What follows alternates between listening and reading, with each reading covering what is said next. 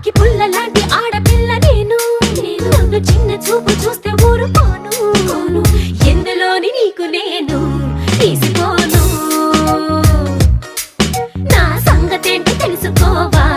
పోను పోను అచ్చమైన పల్లె రాణి పిల్ల నేను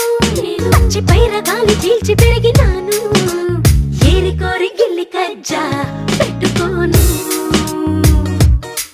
నిన్ను చూస్తే ఇళ్ళకు